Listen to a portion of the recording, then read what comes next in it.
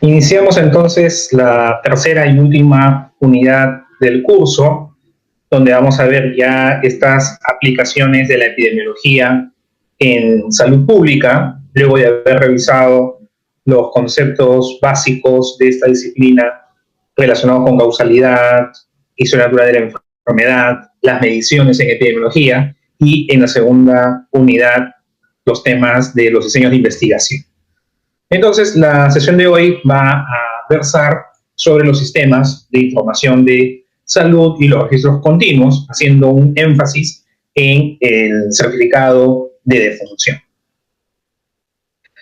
Entonces, los sistemas de información de salud pueden definirse de diferente manera. Ustedes van a encontrar propuestas en libros tanto de epidemiología, de gerencia, de servicios de salud. Esta definición me parece bastante interesante y completa para lo que es estos sistemas. Vean, es un esfuerzo integrado de recolección, procesamiento, reporte y uso del conocimiento. A veces pensamos que el sistema de información solamente es la recolección, tal vez recolección y reporte, procesamiento y reporte, pero poco énfasis le da a lo que es el uso de este conocimiento, esta información sanitaria, ¿no? ¿Con qué finalidad? Con la finalidad de influir en la generación de políticas, programas de acción e investigación, ¿no? Finalmente se desea un resultado en salud. Entonces, podemos también dividir los componentes de lo que es el sistema de información de salud, más que componentes, los momentos. Ese es el mejor término, ¿no? del sistema de información de salud. Primero tenemos las entradas al sistema, luego los procesos, y vean, tenemos productos, resultados e impacto en esta propuesta. Entonces, el producto va a ser directamente lo que nosotros obtenemos del sistema de información. El resultado ya es la mejora que se va dando de este sistema de información, pero el impacto va más allá del sistema. Lo vamos a ver a continuación. Entonces, en lo que es la entrada, tenemos diferentes factores. Factores técnicos, factores organizacionales, factores de comportamiento. Es decir, son estas condiciones que van a favorecer o que pueden más bien ir en contra del buen funcionamiento del sistema de información. Entonces, cada uno de esos factores, ustedes que están llevando ya su curso de gerencia, si hiciéramos, por ejemplo, este análisis de fortalezas, oportunidades, debilidades, amenazas, podríamos establecer justamente si estos atributos, en un caso en particular, es una fortaleza, que es una debilidad, etcétera, ¿no? Por ejemplo, dentro de los factores técnicos, la complejidad del sistema, su diseño, el software, puede comunicarse con diferentes sistemas, puede ser intercambiable, es muy restrictivo, es vulnerable, ¿no? Factores organizacionales, tiene que estar clara pues las funciones, la gobernanza, ¿no? La planificación, capacitación, supervisión, los recursos con los cuales se dispone y también el comportamiento, ¿no? El conocimiento, calidad de los datos, la seguridad personal, la motivación. Acá es muy importante para ustedes que van a formar parte de los sistemas de información en salud desde que empiecen ya su internado. Desde ahí ya ustedes van a alimentar a estos sistemas y pues se requiere que ustedes tengan la plena conciencia de la importancia del registro adecuado, de una buena historia clínica, de un buen diagnóstico, de completar todos los formularios como se indica, de tal manera que el sistema nos puede arrojar finalmente información, como se veía en la definición anterior, que sirva para la toma de decisiones.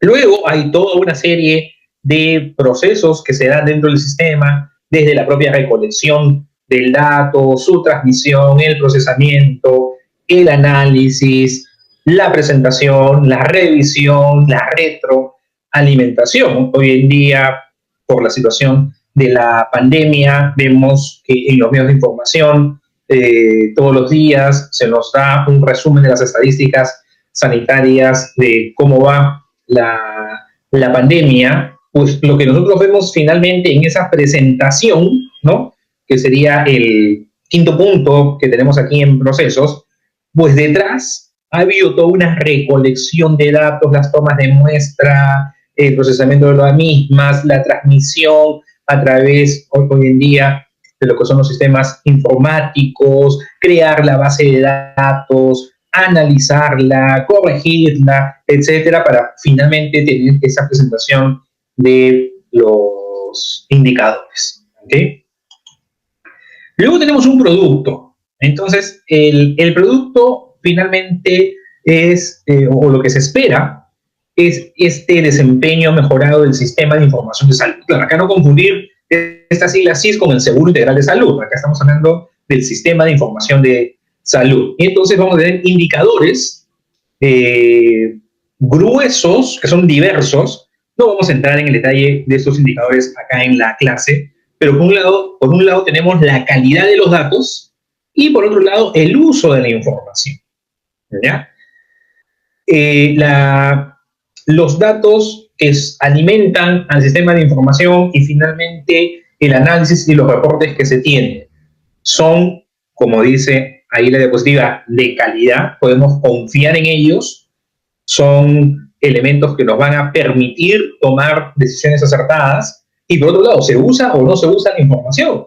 Porque en muchas circunstancias, quienes deciden, los llamados decisores, ¿no?, el gerente, el director del hospital, un servicio, etcétera, puede, no debe, pero digamos se da, eso lo observamos en la realidad, que se toman decisiones en función a criterios subjetivos y no en función a lo que la información sanitaria nos está diciendo.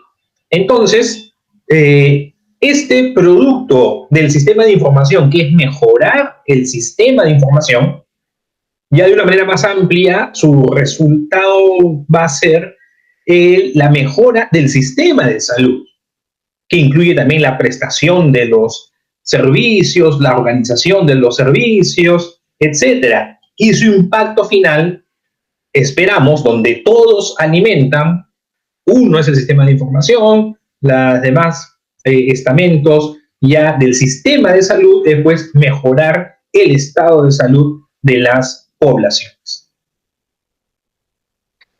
Entonces, cuando trabajamos en sistemas de información y vamos a requerir justamente datos que nos va a alimentar la generación de los indicadores, estas fuentes van a ser de dónde obtenemos la información para los objetivos planteados en la gestión o en la investigación.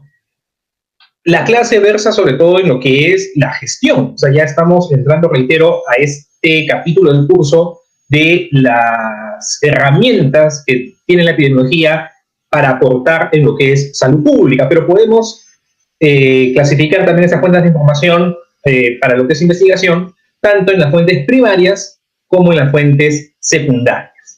Entonces, las fuentes primarias son diseñadas y desarrolladas de manera específica para brindar la información requerida, ¿no? Por ejemplo, los sistemas de vigilancia epidemiológica. Mientras que las fuentes secundarias son aquellas que vienen operando regularmente para cumplir múltiples funciones y de las cuales es posible conseguir el dato deseado. Entonces, acá una diferencia entre lo que es gestión y lo que es investigación, porque muchas fuentes primarias para la gestión pueden convertirse en fuentes secundarias para lo que es investigación. Y regreso al ejemplo de los sistemas de vigilancia. Para la gestión, los sistemas de vigilancia tienen un objetivo y por lo tanto es una fuente primaria. El Ministerio de Salud, a través del Centro Nacional de Prevención y Control de Enfermedades y Epidemiología, ¿no?, ha diseñado su sistema de vigilancia para poder estar actualizados sobre la ocurrencia de enfermedades. En investigación, yo puedo emplear esa información de vigilancia para hacer otros análisis. Y tenemos ya en lo que es el sistema de información en salud, fuentes de otros sectores, por ejemplo, que ayudan a lo que es construir indicadores, pero que no fueron específicamente diseñados dentro de lo que es el sector. Entonces vean cómo tenemos diferentes fuentes que van a estar relacionadas a lo que es salud. Algunas van a ser fuentes primarias, otras van a ser fuentes secundarias. Algunas son directamente producidas por el sector salud, otras vienen de otros sectores, de otras áreas, ¿no? Y tenemos entonces desde los censos, las estadísticas vitales, los nacimientos, los certificados de función, la vigilancia epidemiológica, las encuestas de hogares, por ejemplo, ¿no? En el caso del Perú tenemos la ENDES, tenemos la ENAO. DHS, en encuestas de hogares, viene de las siglas en inglés, ¿no?, que son las encuestas demográficas y de salud. Los datos generados en las prestaciones de salud, bueno, el mapeo de los establecimientos, vigilancia de comportamientos, que digamos, ahora hablamos más que de vigilancia epidemiológica, hablamos de vigilancia en salud pública y va más allá de solamente alguna enfermedad, alguna patología, sino que también se tiene la vigilancia de otros factores que pueden incidir en la salud de las poblaciones, ya desde el punto de vista de economía, por ejemplo, los presupuestos, las cuentas nacionales, específicamente para el caso de salud, pero en general también puede verse cómo se va distribuyendo en el tiempo, información financiera y administrativa, y tenemos los modelamientos, las estimaciones, las proyecciones, que en esta época de pandemia vemos muy seguido, y la propia investigación en salud, que nos da insumos para la toma de decisiones. Entonces, dentro de estas diferentes fuentes que tenemos, hay un grupo que se denomina los registros continuos en salud, ¿no? Estos registros continuos son sistemas de recolección periódica y continua, o sea, es decir, que se da todos los días, ¿ya? En cada actividad de salud que nosotros hacemos, cada atención, cada actividad de capacitación comunitaria, cada intervención en el campo, cada inmunización, por ejemplo, que se hace, etcétera, la vamos a recopilar. Los nacimientos, los fallecimientos, etcétera, todo eso forma parte de los registros continuos en salud, ¿ya? Estos registros continuos se caracterizan por emplear formularios estandarizados, ¿no? Programa de tuberculosis. El año pasado en visita interna usted debe haber revisado, trabajado, ¿no?, con las fichas de los pacientes de la estrategia de control de tuberculosis. Entonces tiene ya un formulario que en todos los establecimientos de salud del Perú va a ser el mismo, de tal manera que se alimenta a la estrategia de tuberculosis y se pueden construir sus indicadores. Vigilancia epidemiológica, lo mismo, tiene sus formatos ya estandarizados. Reacciones adversas a medicamentos, hay fichas de notificación, ¿no?, que son administradas, ¿no? Esa vigilancia la hace DIGEMIT, que también son estandarizadas. Entonces, eso es una característica. En todo el territorio se va a usar los mismos formularios, ¿no? Obviamente son susceptibles de error estos registros continuos, donde tal vez uno de los principales son estas fallas en el registro o el subregistro, ¿no? Porque nos olvidamos de alimentar al sistema. Entonces, eso genera problemas, ya que no se tiene una calidad óptima de la información y por lo tanto las decisiones que vayamos a tomar pueden verse afectadas. datos, ¿no? Y también la propia limitación de la información registrada. Vamos a ver específicamente el certificado de función y qué errores, por ejemplo, se pueden cometer al momento de la certificación. Claro, eso ahora con la certificación del SINADEF, que ya es en un programa con más filtros para cuidar que no se cometan estos errores, se viene mejorando, pero no todo tenemos, o sea, no todos los registros los tenemos de manera electrónica y con estos sistemas internos, ¿no?, de aseguramiento de la calidad del dato, y entonces tenemos que tener siempre el cuidado. Hay que realizar su análisis con cautela y también consciente de sus limitaciones. Desde el punto de vista de investigación, por ejemplo, y eso ya lo hemos conversado, es mucho mejor tener el dato primario que trabajar con fuentes secundarias, porque no han sido creados para el fin de investigación esas fuentes. Igual para lo que es gestión, podemos recurrir a informaciones que no han sido pensadas para lo que es la administración de los servicios de salud, y por lo tanto hay que tener mucha cautela en su análisis.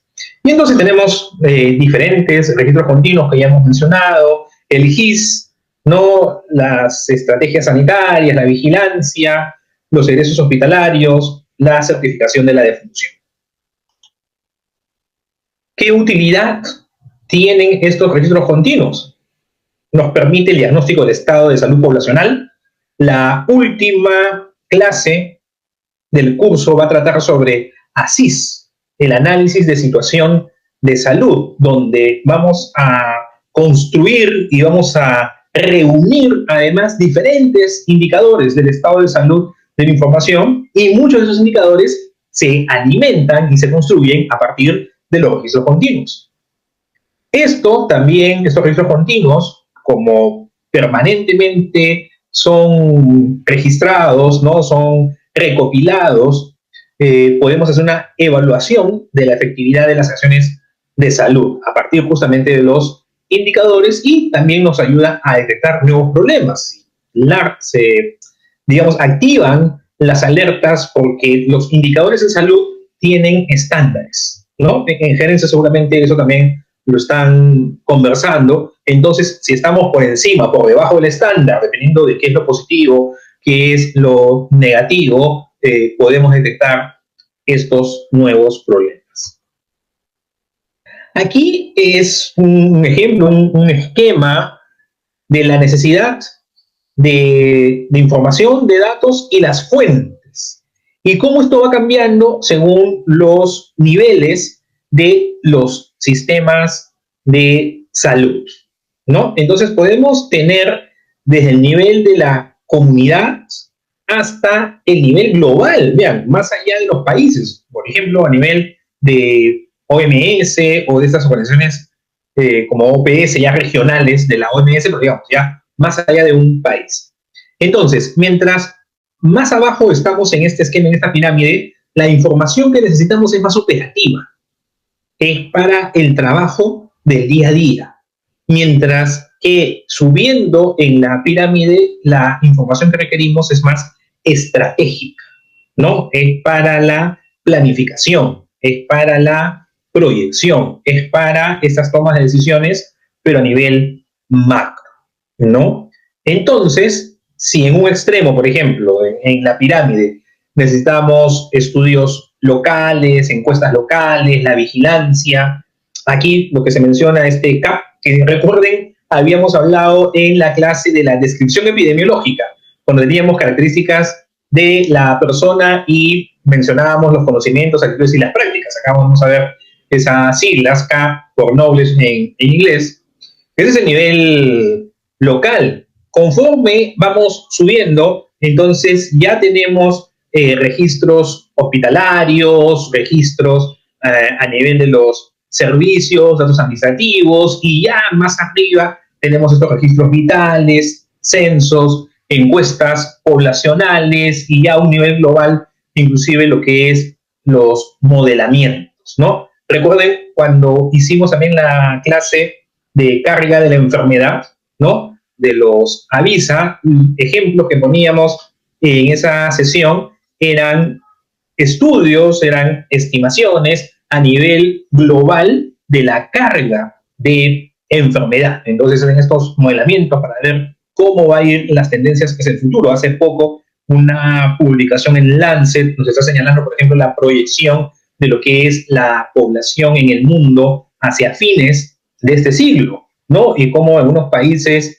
va a decrecer la población mundial, cómo India va a desplazar a China como país más poblado, etcétera. Entonces, dependiendo del nivel en el que nos encontramos desde el punto de vista de la gestión, la administración en salud pública, también las fuentes de información, ¿no? La necesidad de los datos es diferente.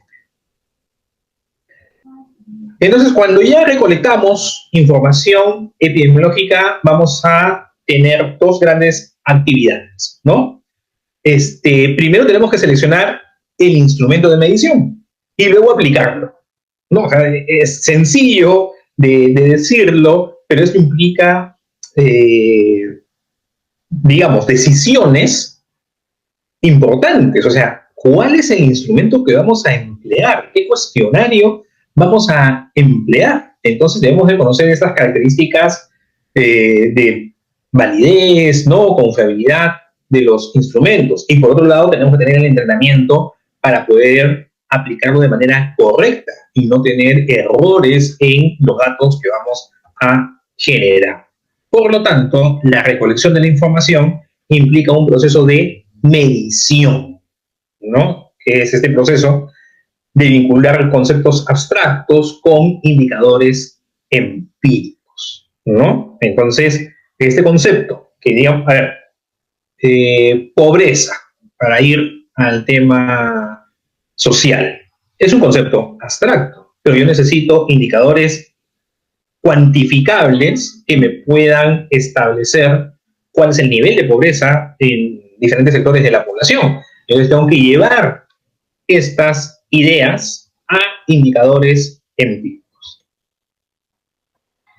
Y entrando ya a lo que es cómo manejamos el registro de las enfermedades, las muertes en los servicios de salud, pues debemos de revisar lo que es la clasificación internacional de las enfermedades, ¿no? La CIE, que actualmente estamos en la 10ª versión. Esta 10ª versión viene desde los años 80, ¿no?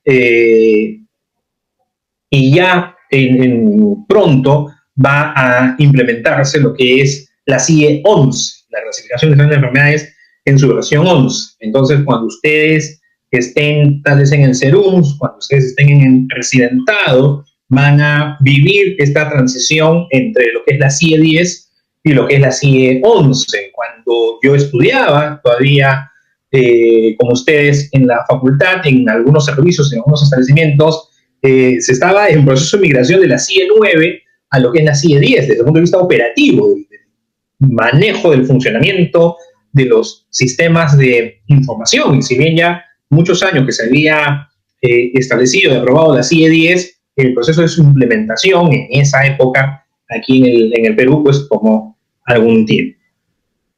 Entonces, esta clasificación internacional de las enfermedades es un sistema de categorías, ¿no? Que se asignan a estas entidades morbosas, patológicas, de acuerdo a criterios establecidos, ¿no? Ahora, no solamente es a patologías, como luego dice la agenda diapositiva, también a actividades de acciones de salud, procesos diagnósticos, etc. Entonces clasificamos no solamente enfermedades, sino también otros problemas de salud. En sus inicios se usó solo para clasificar las causas de mortalidad. Y un antecedente de estos sistemas de clasificación de las enfermedades se tiene en William Farr, esta figura, este estadístico inglés que ustedes conocen, ¿no? Propuso también un sistema de clasificación de causas de muerte. Entonces, así es como nacen estos sistemas de clasificación. William Farr, ustedes saben, mediados del siglo XIX.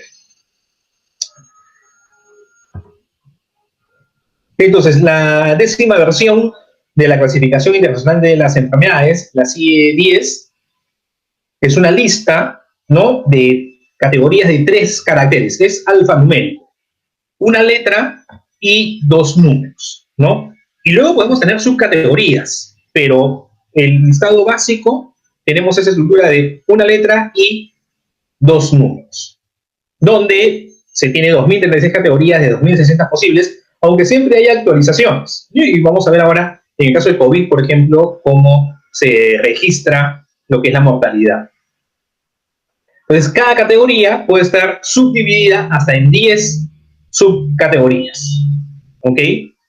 Y todas las condiciones están divididas en 21 capítulos. Esto va a cambiar con la CIE 11, pero hasta la fecha lo que tenemos es la CIE 10.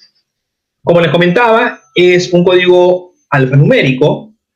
Antes la codificación era solamente numérica. Con la CIE 10 es que se agrega lo que es el empleo de letras, y la CIE 11 va a continuar también con el empleo de letras, pero el código va a ser más amplio, inclusive. Los códigos posibles en la CIE 10 van del A00.0, categoría con subcategoría, hasta el Z99.99, ¿no? Categoría con subcategoría. Y la letra U no se usa, está reservada para ciertas condiciones. De la U00 a la U49 es la asignación provisional de nuevas patologías, de nuevas enfermedades, de etiología incierta, o conociendo la patología, conociendo la etiología es algo nuevo, como el coronavirus, que justamente la mortalidad por coronavirus se registra empleando el código U. Y de los códigos U50 al U99 pueden usarse en investigación, ¿no? Por ejemplo, se somete a prueba una clasificación alternativa para un proyecto específico. Entonces, la estructura, como habíamos comentado, es una letra y 2 números, números que van del 0 al 9. Por ejemplo, tenemos cólera, la categoría para cólera es A00, para Kwashiorkor la categoría es E40. Pero podemos tener también subcategorías, ¿no? Entonces, especifica con mayor detalle la enfermedad o el motivo de atención. Fíjense, las subcategorías es un número adicional o la letra X. Entonces, en el ejemplo que teníamos de cólera, la categoría es A00. Pero si queremos ser más específicos en el diagnóstico, si ponemos cólera debido a Vibrio cólera o 1, biotipo el TOC, entonces es la categoría A00.1. Este es el empleo de las subcategorías. Entonces, las empleamos, estas subcategorías, para especificar la etiología o alguna característica específica, ¿no? Por ejemplo, una ubicación anatómica, el agente o una variante.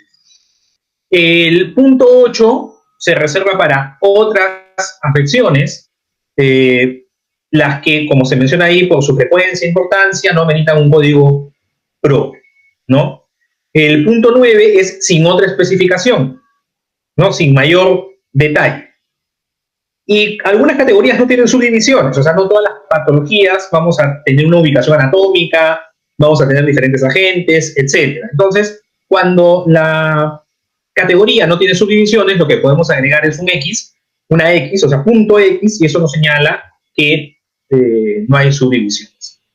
Entonces, vean cómo acá tenemos subcategorías que nos están señalando una ubicación anatómica, ¿no? La categoría T18, que es cuerpo extraño del tubo digestivo, y podemos tener ahí diferentes localizaciones. La 8 en otras y en múltiples partes del tubo digestivo, que tal vez ya no requiere alguna especificidad, nuevamente por la frecuencia, por la importancia.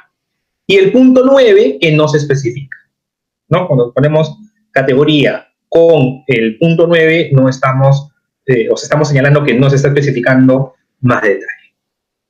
Y aquellas patologías que no tengan subcategorías, por ejemplo, el tumor maligno de próstata, se consigna con punto X. Entonces tendremos C61.X. Lo que les mencionaba del COVID, esta es una captura de pantalla de un manual de la Organización Panamericana de Salud, donde se dan justamente estos lineamientos, estas indicaciones para lo que es la codificación de esta nueva enfermedad para lo que es la mortalidad, y vean cómo tenemos el código U07, que es el que nos señala el COVID, y el punto 1, la subcategoría, es que el virus ha sido identificado. Pero cuando le ponemos la subcategoría punto 2, el virus no ha sido identificado, ¿no? Que puede ser un diagnóstico clínico epidemiológico, un caso probable, un caso sospechoso, pero no tenemos la verificación laboratorial, ¿no?, del virus. Entonces, vean, U07 es el código que se está trabajando para COVID. Entonces, como es una enfermedad nueva, no está dentro de las categorías A, donde tenemos muchas de las enfermedades infecciosas, ¿no? Esa categoría A en las IES. Y como les comentaba, ya está desarrollada la versión 11 de la Clasificación Internacional de las Enfermedades. Ustedes pueden revisar en una página particular, ¿no? Ese es un trabajo realizado por la Organización Mundial de la Salud para todos los países comunicarse de la misma manera respecto a lo que es la codificación de las patologías. Y ustedes pueden explorar dentro de esta página web, ¿no?, cómo ya se ha trabajado, ¿no? Ya se trabajó, ¿no?, la forma en que se agrupan las enfermedades, y luego ya cada patología, cómo es que va a describirse. ¿Ok? Entonces es bien interesante, ustedes pueden explorar esto para ir conociendo, y reitero, ya en su trabajo profesional, ustedes van a trabajar con la 11ª clasificación de enfermedades, y en el curso les estamos enseñando la 10. Así es la medicina, ustedes lo saben, una cosa que aprenden en el aula luego puede dejar de tener vigencia, y por eso es importante las capacitaciones continuas también. Lo interesante de la CIE 11 es que es una clasificación también alfanumérica, y vean, ya es no solamente una letra y dos números, y todos en ese orden, sino que podemos ir desde el código 1A00.00, ¿ya?, hasta, o sea, el rango de todos los códigos posibles, el ZZ9Z.ZZ, ¿no? Entonces hay toda una estructura de cómo tenemos este código, y aquí se nos señala bajo esta forma genérica, ¿no?, porque estamos hablando de 4 caracteres iniciales, ¿no?, en esta nueva estructura de la CIE 11, 4 caracteres iniciales, punto, y luego tenemos 2 caracteres hacia la derecha de este punto. Ahora, el tercer carácter dentro de los primeros 4 va a ser un número del 0 al 9, ¿no? Entonces, tienen que, por ejemplo, las que son las E, sí pueden ser tanto letras como números, ¿no? Y la segunda posición, esa sí va a ser siempre letras. Solamente que en el lenguaje, eso puede confundir, de los manuales, se habla de número, lo que sería el carácter, ¿ya? Entonces ahí tengo un poco de cuidado, pero reitero, eso ustedes lo van a ir aprendiendo poco a poco. Y pasamos a lo que es la certificación de la defunción, ¿no? Ya, segunda parte de esta sesión, vamos a dedicarle tiempo a lo que es la certificación de defunción. Entonces tenemos, por un lado, lo que es la certificación de la defunción, y por otro lado, la constatación de la defunción. La certificación es el proceso por el cual el profesional de salud tratante, el médico tratante, legaliza el fallecimiento de una persona y establece la causa básica de la defunción. Esa es la certificación. Mientras que la constatación de la enfermedad, de la defunción, perdón, es un proceso por el cual ustedes, como futuros médicos, van a corroborar el fallecimiento de una persona y asignan la presunta causa básica de defunción. Entonces, al inicio de sus carreras, ustedes principalmente lo que van a hacer es constatar defunciones, ¿no? Si ustedes llegan a sus serums y en la primera semana se produce un fallecimiento, ustedes no conocían al paciente, bueno, revisan la historia clínica, exploran con los familiares, etcétera, ustedes lo que hacen es constatar la defunción. Ya cuando ustedes sean el médico tratante, lo que van a hacer es la certificación. ¿Ya? Tengan cuidado con esos detalles, son importantes tenerlos presentes. Antes se usaba los formularios impresos para la certificación de la defunción. ¿Ya? Hoy en día, lo que tenemos es el registro en línea de las defunciones, que lleva por siglas SINADEF, es el Sistema Informático Nacional de Defunciones, que en estas últimas semanas también está en todas las noticias por estas brechas, ¿no?, que hay entre las muertes por COVID, digamos, confirmadas, con pruebas de laboratorio, y los decesos en general que registra el SINADEF y las diferencias respecto a años previos. Entonces, como el 2017, 18, 19, en promedio, cuántos fallecimientos en el Perú eran registrados en el mes de marzo, abril, mayo, junio, y el 2020, cómo están esas cifras. Y vemos una brecha. Entonces, también en los medios de comunicación, ustedes deben de haber escuchado del SINADEF, ¿no? Bueno, si bien ahora la certificación es electrónica, la estructura de lo que deben de completar se mantiene. Y esta estructura implica dos grandes secciones al momento del registro de las causas de la defunción. Todo el proceso de la certificación, la constatación, es más amplio.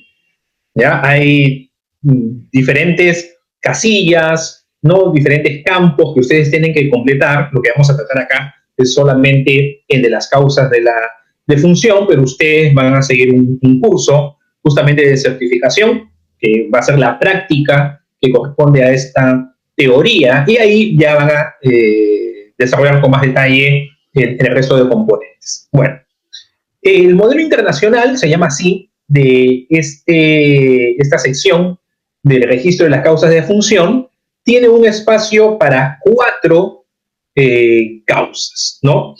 Donde la que vamos a consignar en la parte inferior va a ser la causa básica. Podemos tener luego las causas intervinientes o intermedias y finalmente la causa directa o final. Y tenemos otra sección donde podemos poner causas contribuyentes. Entonces son estados patológicos que han ayudado, que han contribuido a que el desenlace de la persona no sea el mejor, pero que no están de una manera, digamos, relacionados en la cadena fisiopatológica de la causa básica, ¿ya? Esa es una causa contribuyente. Tener además presente que en las estadísticas, cuando tenemos las primeras causas de muerte en el Perú, ¿no?, a nivel internacional, etcétera, la que se considera es la causa básica. Por eso hay que tener mucho cuidado con qué patología es la que se registra como causa básica. Porque si no lo hacemos de manera adecuada, tendremos problemas de salud que tal vez estamos sobredimensionando y más bien estamos ocultando o no estamos dando a conocer causas importantes de fallecimiento.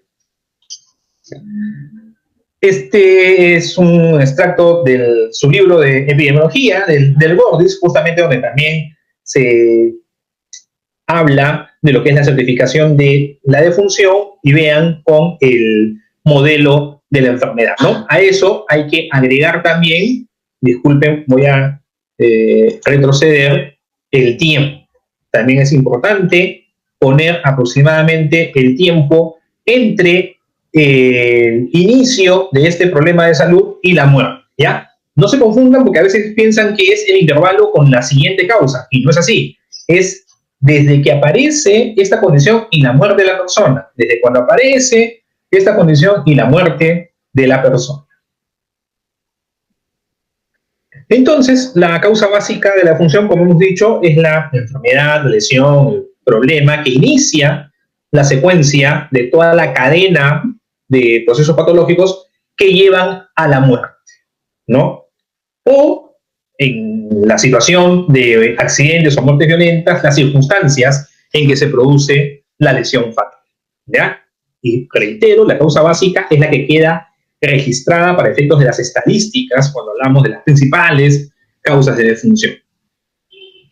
Las causas intervinientes, antecedentes, intermedias, todos esos nombres reciben, son las enfermedades, afecciones que han ocurrido entre la causa directa, que es la que finalmente lleva al fallecimiento de la persona, y la causa básica, ¿no?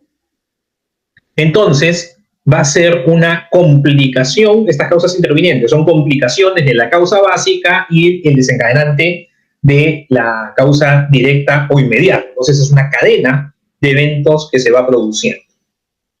Y la causa directa, su nombre lo dice, ahí está la definición, es la enfermedad o afección que produce la muerte directamente. Entonces, en los certificados de función vamos a observar también que se cometen errores. Y tenemos por un lado los denominados errores de forma. ¿Cuáles son estos errores de forma? La no certificación, la certificación ilegible y la certificación incompleta. Con el sistema informático, ¿no?, de registro de funciones, con el SINADEF que ahora tenemos, estos errores de forma, digamos, han sido minimizados, ¿ok? Porque vean, la no certificación es si en la sección de las causas de función del formulario no aparece el diagnóstico registrado. Ahora eso ya no se permite, porque automáticamente el sistema es como las preguntas obligatorias, ¿no?, como en sus exámenes. Tiene que estar el campo completo registrado para poder dar el pase. Si no, no se activa. Y antes, cuando se trabajaba con papel, podía suceder, porque teníamos dos grandes... Eso me olvidé de explicarles en el formulario de papel, ya no se usa. Hay una sección superior que son los datos del paciente generales y donde se registra la causa de muerte. Y luego tenemos ya el informe detallado, donde tenemos este cuadro con los 4 renglones, etc. Entonces, ¿qué podía suceder? Que en las causas de función no había pues diagnóstico registrado, solamente estaba en la parte superior, pero no en la parte inferior. Eso era la no certificación. La certificación ilegible, si se registraban causas de función con una caligrafía que no se podía entender, ahora eso también ya se supera con el SINADEF. Y la certificación incompleta, que es el uso de siglas y o abreviaturas en el registro de la causa de función. Eso tampoco ahora se permite, ¿no? Entonces, estos eran errores que se cometían y con la informatización del sistema se han mejorado. Pero tenemos también errores de concepto. Y entonces, sí, en errores de concepto podríamos todavía encontrar que se producen, ¿no? La falta de secuencia, duplicidad, inconsistencia, diagnóstico inapropiado. Al menos alguno de ellos puede presentarse todavía. La falta de secuencia, como el texto lo señala, es presentar una cadena que es inadecuada de los eventos, ¿no? Donde la causa básica no sea listada como la última de las causas antecedentes, ¿no? O sea, como la que está más abajo, ¿no? En esa secuencia, la que empieza todo. La duplicidad correspondía a asignar más de un diagnóstico por línea. Eso también ya se evita con la certificación por Internet a través del SINADEF. La inconsistencia es un diagnóstico errado para la edad y sexo del fallecido. Hay algunos filtros que pueden aplicarse, pero no abarca todas las situaciones. Entonces puede presentarse todavía algunos problemas de inconsistencia. Y lo que es el diagnóstico inapropiado, ¿no? Que es asignar diagnósticos que no son causa básica de muerte. Entonces, mecanismos: paro cardíaco, paro cardiorrespiratorio, entonces no es una causa básica de muertes. Enfermedades triviales, una rinitis, una faringitis, etcétera, ¿no? O el empleo de síntomas o signos, ¿no? Porque finalmente lo que nosotros debemos llegar es al diagnóstico ya de la patología. Entonces, no poner hematemesis, disnea, etcétera. ¿Ok? Finalmente, ahora sí, esta es la última diapositiva desde el punto de vista de la certificación o la constatación de la defunción, que es lo que no debe hacer el médico. Ustedes están prohibidos de realizar. Primero, firmar certificados de defunción en blanco. Claro, ahora que ya el sistema es informatizado, esto no se va a dar. Pero antes, cuando el formulario era en papel, podía presentarse. Tiene una connotación legal del certificado de defunción. Entonces podían tener problemas serios, ¿no? Si realizaban esto y ese documento era usado de una manera no adecuada. Llenar el certificado de defunción sin haber examinado personalmente el cuerpo de la persona fallecida y constatar su muerte.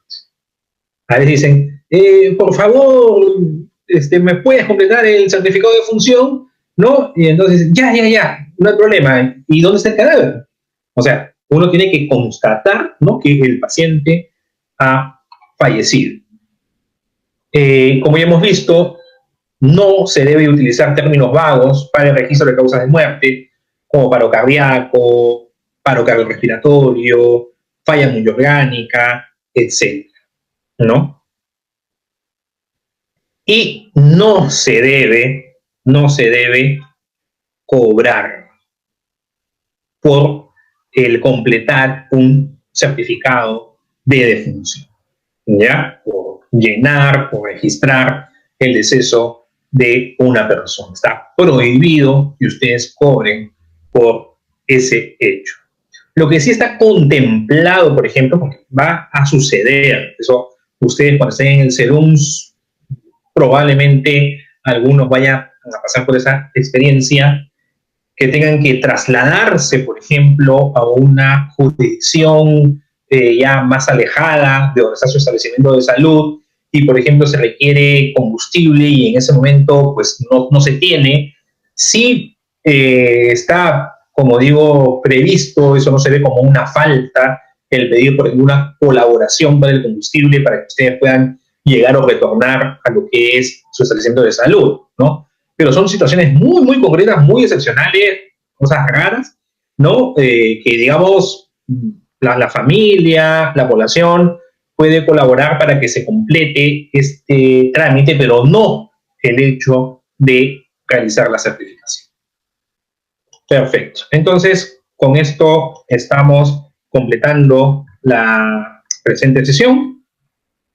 Y también con esta clase es que llegamos al tercer examen, ¿no? Hasta esta actividad de los sistemas de información en salud, los registros continuos, estaríamos tomando el tercer examen del curso. Gracias por su atención.